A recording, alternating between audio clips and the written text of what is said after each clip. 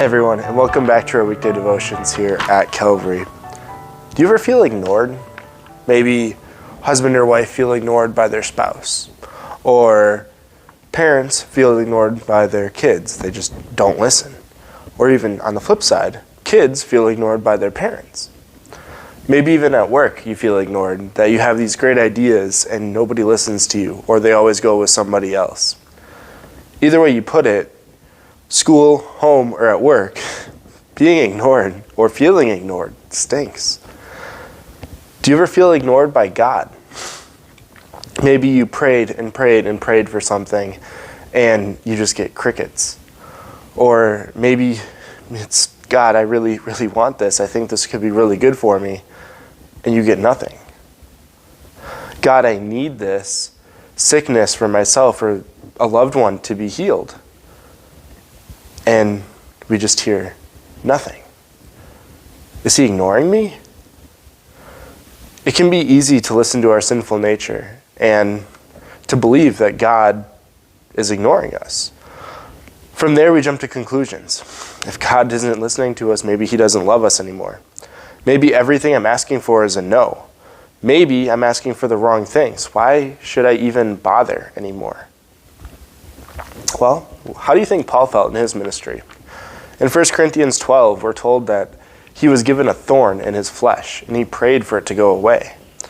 Therefore, in order to keep me from being conceited, I was given a thorn in my flesh, a messenger of Satan, to torment me. 3 times I pleaded with the Lord to take it away from me, but he said to me, "My grace is sufficient for you. My power is made perfect in weakness." Paul prayed and prayed that this thorn in his flesh, we don't really know what it was, would be taken away from him. And he got an answer. It just wasn't the answer he was expecting, nor is it an answer that we would expect. But God answers our prayers, all of them. He answers it with yes, no, or I have something better for you, right? And it might not be the answer we want or the answer we think we need, but it is God's will. Sometimes we just need to hear that God's grace is sufficient for us. And what is that grace that is so sufficient for us?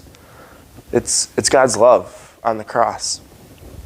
Jesus asked God if there was any way that this cup could be taken from him. He knew what he had to do for us. He knew that on that cross, God would turn his back from him. But out of love for you and for me, he went through with it. He suffered death, a death that we couldn't even imagine. And on that cross, he redeemed us. He bought us back from sin, death, and the devil through his perfect life and innocent suffering, death, and resurrection. And in doing so, he won for us eternal life so that we can be with him in heaven.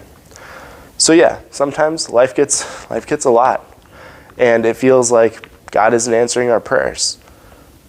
But rest assured, he is listening, and his grace is sufficient for you. Therefore, I will boast all the more gladly about my weaknesses, so that Christ's power may rest on me. This is why, for Christ's sake, I delight in my weaknesses, in insults, in hardships, in persecutions, in difficulties. For when I am weak, then I am strong.